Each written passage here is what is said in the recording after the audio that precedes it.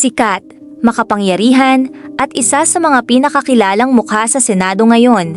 Bilang Senate President pro tempore at Acting Senate President, malaki ang papel niya sa bansa.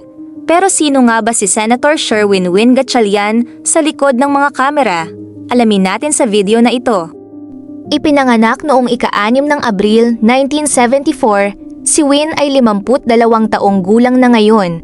Galing sa kilalang pamilyang Chino-Filipino, lumipad siya sa Amerika at nagtapos ng finance degree sa Boston University noong 1995. Sa edad na 27, pinasok niya ang politika, naging kongresista at naging matagumpay na mayor ng Valenzuela City sa loob ng 9 na taon.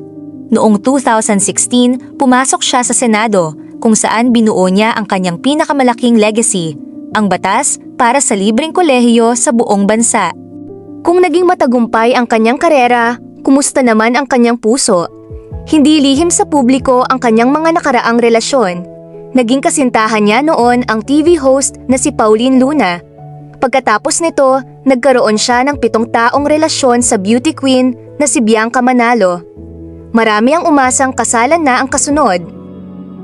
Ngunit nitong Enero, hayagang inamin ng senador na ang kanyang love life ngayon ay non-existent o wala na talaga. Sa ngayon, biro ng senador, masaya muna siya bilang isang fur dad sa kanyang mga alagang aso. Sa ngayon, buong lakas na nakatutok si Win Gatchalian sa pagbabago ng sistema ng edukasyon sa Pilipinas.